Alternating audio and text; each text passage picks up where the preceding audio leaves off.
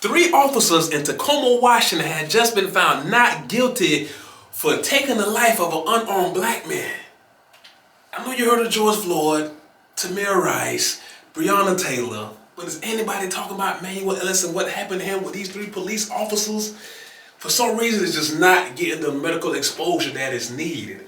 With all of the evidence that's out there, witnesses that went on trial and said they're all lying, the recordings that all the witnesses have is saying that they're lying, the cover-ups between the police stations, like it's terrible. You literally got a trial where it's 3 officers versus like 5 witnesses, video surveillance, audio surveillance, and usually when it's that much, also the medical examiner against all of them, and somehow they won. But we're finna get just straight into it, because what happened after trial was even more shocking than anything else. So this is the story of Manuel Ellis and what happened. He's 33 years old, father of 2 kids. He does have a drug habit of methamphetamines, and they're saying he was schizophrenic as well. But what took place is these officers, you want me to just take off on? Let's take off. You had the officer stories versus witnesses and video surveillance stories. Let's get into what the officers are saying first. The incident started around 11:21 p.m. on March 3rd, 2020. The arresting officers were not wearing body cameras. It wasn't required at that time in that particular place, Tacoma, Washington. Because the Tacoma Police Department does not use them. According to state prosecutors in May 2021, on the night of Ellis's death, Tacoma police officers Christopher Burbank and Matthew Collins told other officers that Manuel Ellis, abruptly and randomly attacked them. This is their story. This is the officer's story. For no reason now. That's what they're saying. They're saying this man just for no reason came out of nowhere and just attacked them. Prosecutors cited the other officers saying that Burbank and Collins told them, this is the other officer that pulled up to the scene, told them that Ellis first hit their car.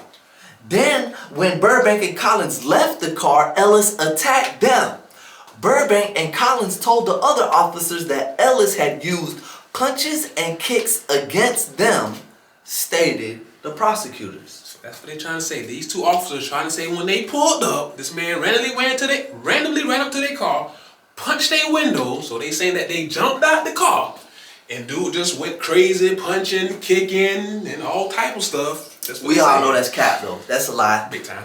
Burbank and Collins were subsequently interviewed by investigators from the Pierce County Sheriff's Department. Remember that. Pierce County Sheriff's Department. This is a whole different county that's next to them, and we're going to tell you why there was a huge conflict and problem. Conflict of interest when it came to this police department doing the investigation. And they was hiding stuff too. Big time. So, although the duo later refused to be interviewed by investigations from the Washington State Patrol. So this is important now. So they willingly answers question from the Pierce County investigation team. But when Washington State Patrol investigation got involved, they got hush-hush. Zip, zip, be quiet. The News Tribune reported on the transcripts and recordings of Burbank and Collins' interviews, giving the following account. The officer said that when they came across Ellis, he was standing in the middle of the intersection at 96th Street South and Ainsworth Avenue South. He was standing in the middle of the intersection, what the police said He was doing. This is their story. Where he attempted to open the door of a slowly moving car but failed. And they put, there's a note. The driver of this car was never found by investigators. Couldn't find him, couldn't find the car, couldn't find the plate, couldn't find nothing to do with this car. Even though their police car should have been able to catch it because the police car got a camera on it, but they didn't find this. The officer said that Ellis approached them while they were in their car and that he was sweating despite the cold weather. Burbank quoted Ellis saying something similar to, "I'm having a bad day, I need some help, and I have warrants. Because we know how just genuine human people that have warrants go up to the police officer and say, will you take me to jail, right? The only reason why I can say that part can be true or might not be true because they say he was mentally health, schizophrenia, and he didn't have a large amount of methamphetamine found in his system. So Buddy probably was twacking out at the moment, which could be true, but let's continue to go. The officer said Ellis threatened to punch Burbank, who then closed the car window. He didn't say why he threatened to punch him, leading to Ellis punching the car window. So he's on the passenger side. He threatened to hit one of the officers. The officer started rolling up the window. And he said Ellis punched the window. Punched the window. Collins left the car. The other officer jumped out. The driver's seat. And Ellis assumed a fighting stance toward Collins. So Burbank said that he used his car's door to actually door check him and hit him with the door to draw his attention away from Collins, which was supposedly the first instance of physical contact between the men. Collins alleged that Ellis used superhuman strength to lift him, throwing Collins into the ground and starting a wild fight. According to the Seattle Times, the most significant difference between Burbank and Collins' account to sheriff's investigators was that Burbank did not witness Ellis hoist and throw Collins. So let's hear that. What? Hear that. What? Collins saying that as soon as he jumped out, that this dude with his physical Black Panther strength picked him up, got him, and hoisted him. Not slamming him. Hoist is like a throw. Through this man. But you got his buddy, Burbank, the other officer saying, I ain't see that. I ain't see all that. That's some shit. You know what I'm saying? I bam some shit too myself now, but that's some strong ass shit, and you gonna see that. Come on, man. Several of the police statements, what they said, were contradicted by the 3 civilian witnesses. So right, what we just gave y'all was the police account, Collins and Burbank account of what happened of when they first pulled up. What we're finna give y'all now is witnesses, video surveillance, audio surveillance of what happened that night. One of the buildings on the side of the road had a ring camera. A vivid camera that caught some stuff. Plus, the witnesses was recording with their phones when things got real out of control. One was in their car recording, and one recorded from the sidewalk. Several of the police statements were contradicted by the 3 civilian witnesses, none of whom ever saw Ellis in the intersection. So he was never there. Off rip, they saying that. Nah, this man was never in the intersection. He was always just on the sidewalk. Or never saw Ellis strike the officer's car. Or saw Ellis attack, punch, or otherwise strike the officers at any point. Stated the May 2021 charging documents written by Washington prosecutors. In addition, the prosecutors wrote that the civilian accounts are supported by video sources. Come on, man. And if you ever been to jail or watched criminal TV, we watched it. We seen all the videos. We seen what happened. Anything with the justice system, you know, and I know, and he know, well, we know from first-hand experience, if I'm on trial, if I got a witness, not just 1, 2, 3, 4, 5, plus video surveillance, plus audio footage saying that I did it, it's a good chance I probably did this, and he gonna find me guilty. Even when witnesses lie on stands, a lot of folks are just still found guilty. So these guys had 3, 4, 5 different witnesses, video footage, and audio surveillance. Well, I might say it doesn't matter. It gets better. It gets better. Keep going. They still won. Keep going. State prosecutors quoted civilian witnesses as giving the following account of the lead up to Ellis's arrest. 2 witnesses said Ellis was walking on the sidewalk and then he approached the officer's car. Witnesses saw Ellis talking to the officers in their car in a peaceful, apparently respectful conversation with no signs of aggression from Ellis. When Ellis walked away, witnesses saw Officer Burbank abruptly swung open the passenger door of the car, striking Ellis from behind and knocking him to his knees. So listen now, so what they're saying is the dude actually approached the car. He approached the car for what reason, we would never know. That footage, that audio was not coming out for some reason that time. They wasn't, in 2020, they wasn't wearing body cam footage in this particular place. But for whatever reason, this man approached the car. Once he started to walk away, what you hitting him with the door for? If you needed him to ask a question, you step out the car. I think you step out the car. Hey, stop moving. I need to talk to you. It's 2 of y'all versus 1. Y'all have guns. Y'all have tasers. What you hit the man with the door for? You hit him so forcefully. Witness said he fell down to his knees. So you jumped out with pressure. I don't know what the man told him, but you was an officer, man. What he tell you? What you jumping out so forcefully for? During the trial, Collins, the officer in the driver's seat, said that they told him to take a seat on the sidewalk. And when they seen that he turned to walk away from him, that's when supposedly he struck the car window, which did not happen. Didn't happen. Didn't happen. It didn't happen at all. Didn't happen.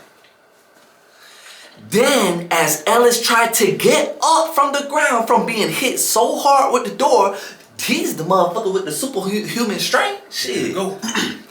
Burbank got on top of him according to the witnesses. Plural. All the witnesses said he hit this man with the door, he fell, and then he got out and jumped on top of him.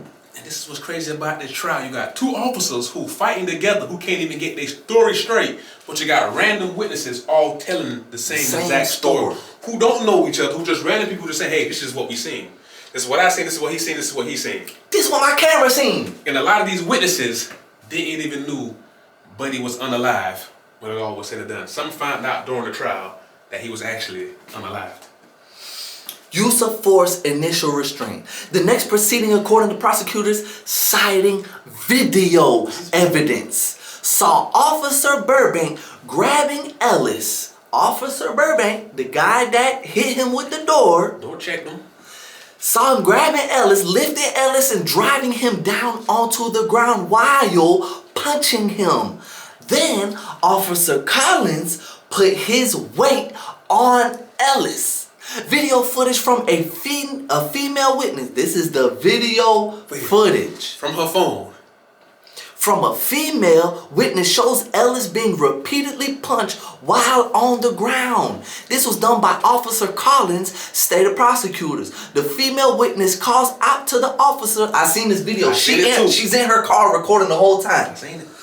She said, "Stop. Oh my God, stop hitting him. Just arrest him." Y'all got this man in the choke on the ground while one of y'all punching this man. This lady riding by, video shows all this, and she's screaming out, man, y'all just stop beating the man up. Whatever he did, just arrest him. Bruh, a video from another angle shows Burbank got him in a headlock.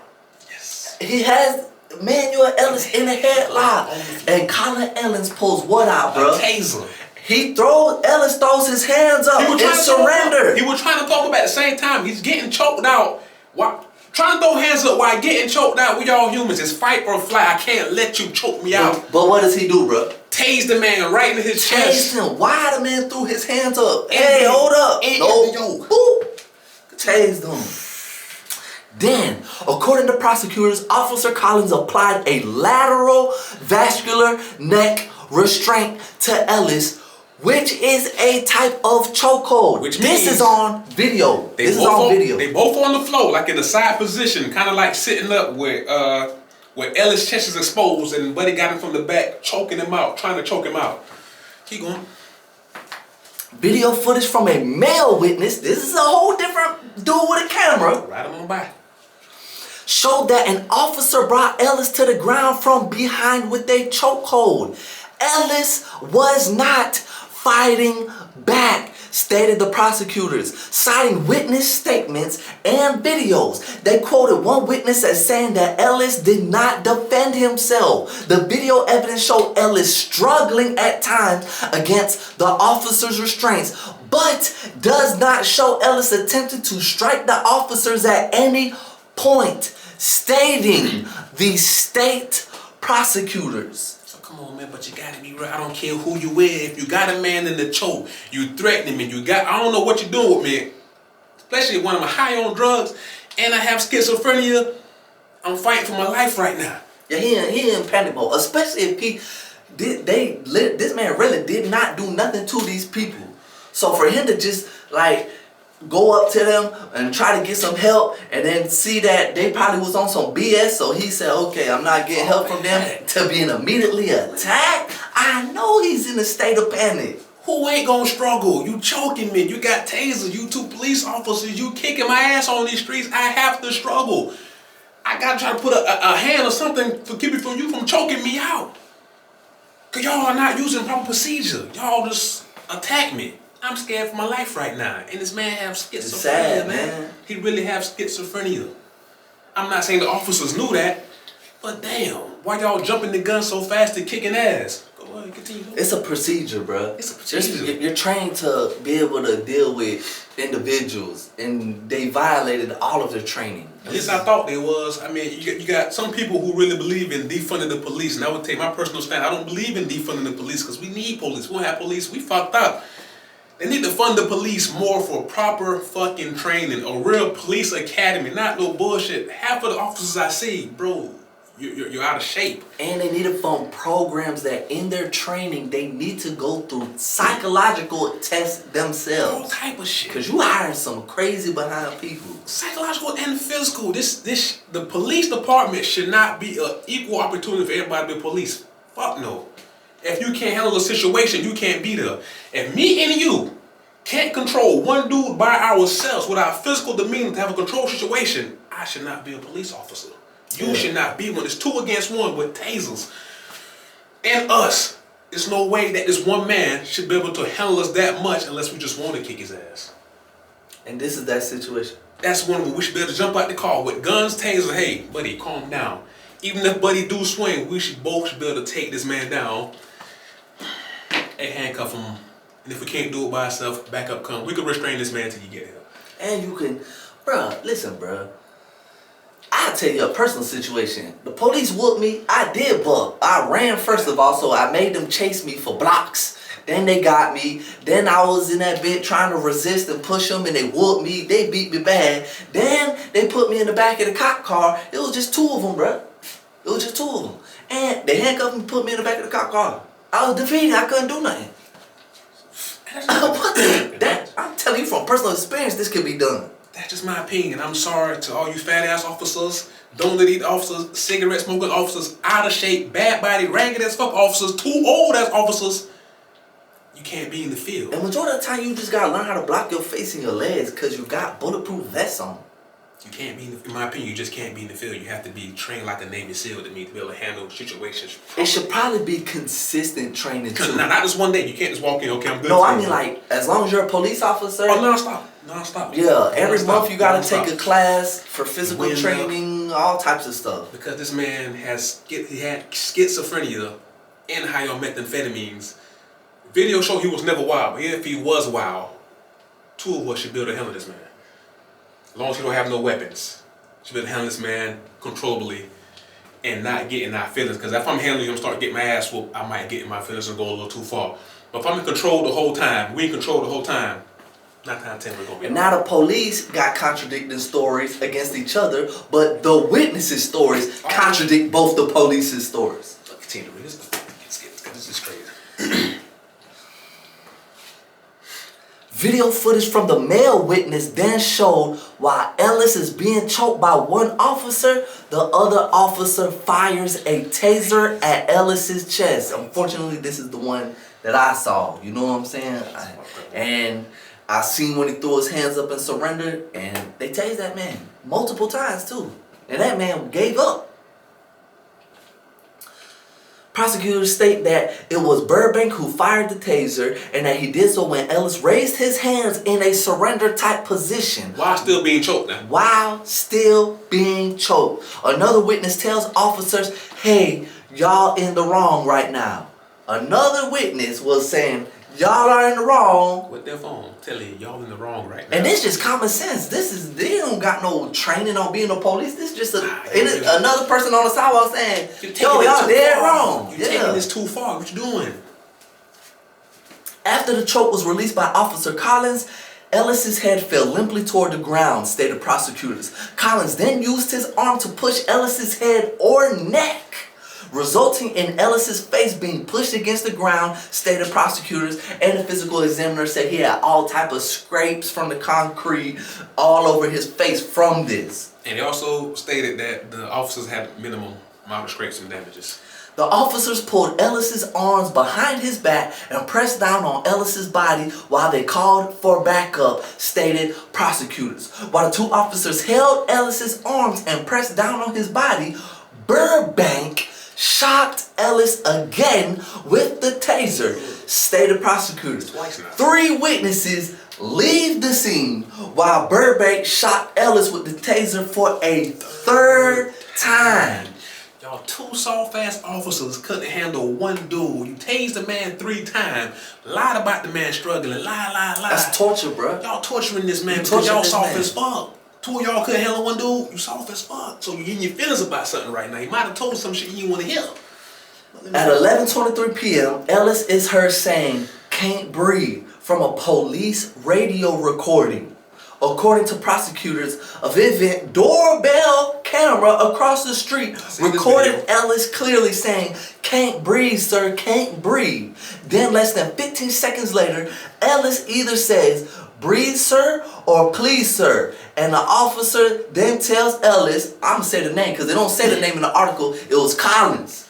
Because when he got on trial, the prosecutor said, "Why'd you tell this man to shut the fuck up, man?" According to prosecutors. Why this man saying, I can't breathe, shut the fuck up. Got this man hand up, choked out, tased 3 times, telling you, hey, I can't breathe. Man, shut the fuck up. You in your feelings about something. Keep going. You in your feelings about something. Just thinking about being in this man's position is like, bruh, that's a scary situation, bruh. Yeah. To walk into the police for some help type shit and then to get whooped and tased and Come on, man.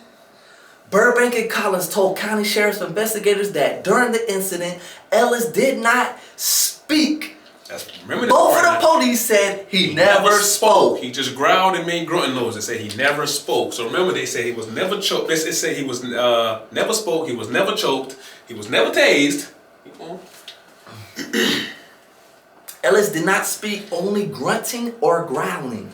According to Burbank and Collins' interviews with sheriff's investigators, the first taser shot by Burbank disabled Ellis for 5 seconds, after which Ellis threw Collins off him. According to Burbank's interview, even after the second taser shot by Burbank, the situation was akin to Ellis doing push-ups with Burbank and Collins on his back. This is the superhuman strength. Again. Burbank told sheriff's investigators that he did not notice Ellis struggling to breathe. Cause now they call him back up. Go ahead, get on to it. Go on to the back up. I'm gonna tell you something too. During the trial, right, while Collins is choking him out and he's stepping on his back, one of the dudes on the sidewalk, it was a bald-headed white dude. This is how he described him in the trial. He said he remembered dude coming up like, "Is everything okay? Do I need to call someone?" You know what I'm saying? You remember him saying something clearly. Because when they brought him on the stand, he encountered the whole thing. He reinstated everything that happened, bro. What the witnesses is saying. Yeah. But Collins said, yes, I do remember him. I do remember seeing him coming asking us if we need help. You know what I'm saying? And he never stated that he does need help for backup. He never told that man that. He said they got it under control. That's crazy. Cause they didn't. Well, they did, and they wait. Backup arrives, further restraint. At 11:24 p.m., with Ellis already handcuffed by officers, Tacoma police officer Timothy Rankine responded to the scene as backup. He arrived together with Tacoma police officer Messiah Ford, according to investigation documents. This is important now. Ford told sheriff's investigators that he held one of Ellis's feet and told Ellis to relax. According to investigation documents, Collins held Ellis's other foot while Burbank was on Ellis's back, but Ellis allegedly threw Burbank off. Prosecutors described that Rankin got on top of Ellis's back in a position almost like sitting on Ellis. So here comes this third officer, want to get involved. They say that Ellis threw Burbank off in the handcuffs with two officers holding his feet, one on his back, in handcuffs, saying that he was still able to throw one off. So now Rankin, super cop ass, jumped in and put his whole body weight. This is why he got charged on top of his back. That's why he got involved. This is how the third one became. Because remember, this man was already in restraint. He's supposed to be restrained. So now he want to do extra and sit on the man back. Keep on going. After Rankin arrives, Ellis tells the officers, "I can't breathe, can't breathe, can't breathe, sir," stated prosecutors. Officers Rankin and Ford told the county sheriff's investigators that Ellis did say that he could not breathe, contradicting Burbank and Collins' account to the county sheriff's investigators that Ellis did not speak. So they say the man never spoke, just grunted, made noises. Even cameras from the Vibrant and for cameras from their own car were saying he clearly said, "I can't breathe." They said he never said that. Your other officer came through and said, yes, he was clearly saying that. The guy who was also charged with y'all was also saying that he said he couldn't breathe. But think about the grunting and growling noise anyways. He's fighting for his life. He's struggling for his life. He's struggling to breathe. It was agonal, they say. He was agonal breathing. Rankin described Ellis making really strange animal grunting noises, then described Ellis saying he could not breathe in a very calm, normal voice. So Rankin replied, "If you're talking to me, you can breathe just fine." Sitting on this man's back and you told that man, say, if you're talking to me, you can breathe just fine. So shut the fuck up, like the last guy told you. According to investigation documents, Burbank retrieved a hobble, which is like shackles, to use on Ellis while Tacoma Police Sergeant Michael Lim, Pierce County Sheriff's Lieutenant Anthony Messinil, and Pierce County Sheriff Sergeant Gary Sanders arrived on the scene. This is important information what we're telling you right now. So, a different county police department, two officers showed up on the scene. Pay attention. Let's keep on. We'll break it down for him. According to investigation documents, Sanders helped to place the hobble on Ellis. Sanders, this is from the other police county now. Sanders told State Patrol investigators that he pulled Ellis's foot to Ellis's waist, placing it into the hobble, resulted in Ellis being pretty much contained at that point. Thus, Ellis' legs were tied together with the nylon strap that was connected to the handcuffs on Ellis, leaving Ellis face down in a hog-tied position, stated prosecutors. They had this man hog-tied On the middle of the road. After beating him up, putting him in handcuffs, more officers come. They felt the need to hog-tie the man and let him sit there. If you don't know what hog-tied is, this is literally laying on your stomach with your hands behind your back, your ankles tied together, and something connecting from the ankle ties to your wrist ties. So you're literally... You are fully constrained. You have nothing to do now but lay down. Lieutenant Anthony Messinil told investigators that after Ellis was hobbled, Ellis did not move. Messinil heard agonal breathing from Ellis akin to last breaths when someone is dying, stated prosecutors. The officers briefly rolled Ellis onto his side, where Rankin observed Ellis having a high temperature, sweating copiously, and bleeding from his face, stated prosecutors. Then Rankin rolled Ellis back onto his stomach. Rankin also used his knees to apply pressure on Ellis, stated prosecutors. Again. After he's hog-tied. Hog-tied. The man can barely breathe. He's literally dying. And the other officer, Massino, said it sounded like he was taking his last breaths. And you proceed to pull him over to look at him, put him back down, and drop another knee on him for what reason? But listen, because it tells why he did it. It tells like, this how mentally messed up he is. If he's hog-tied and he starts convulsing or whatever, I'm not a medical examiner. We need to get some ambulance out here. Hell. But this is what he says. Rankin claimed that Ellis was violently thrashing around, so Rankin left a knee on Ellis's back. But Lieutenant Messinil and Sergeant Sanders contradicted Rankin's claim, stating that Ellis had stopped moving by that point, stated prosecutors. Mr. Neal told other officers at the scene that Ellis showed signs of excited delirium, stated prosecutors. Listen what he's saying. For no reason, he tried to make it seem like he was thrashing around, doing all the crazy stuff, but you got these two officers from a different police department saying, that ain't what happened. So y'all capping out so much. All three of them officers has been capping out so much. And the thing about it is, even if the man was fighting back, what y'all did was just way too much. That cannot be proper procedure. Whether he was fighting back or not, which he wasn't. Video footage, witnesses all showed that he really wasn't. Y'all still just did way too much. Then they proceeded to put a mask on this man called a spit mask. Yeah. To furthermore take away breath from him. It stops you from spitting. So they had him hogtied with a spit mask. Nobody sat there the whole time thinking about calling an ambulance. This man sat there for approximately 6 to 8 minutes. Oh. To the officer. Which one was it? Massinio? One of them said we need to call an ambulance to come look at this man. It's a warning label on the mask. That says do not put on nobody's face if they have trouble breathing. It's literally a warning label on the mask that says that. And all y'all heard the man having trouble breathing. And it took so long to finally call an ambulance who pulled up at the scene to where this man lost his life during the paramedics trying to bring him back. And as soon as all this happened, the police department of Tacoma and Pierce County tried to cover all this shit up by doing their own 2 weeks investigation. This why we said pay attention to them two officers that came from Pierce County. Because when they did the investigation, what happened? So you had 4 officers, Collins, Burbank, Rankine, and Ford, all put on administrative leave, which is paid leave, while they did an investigation, which Pierce County, because Tacoma can't do investigation on their own officers. That's conflict of interest. So they got Pierce County to come in and do an investigation, which was still also conflict of interest because they tried to hide the fact, especially Gary Sanders. They tried to hide the fact that they had their own officer there, Gary Sanders.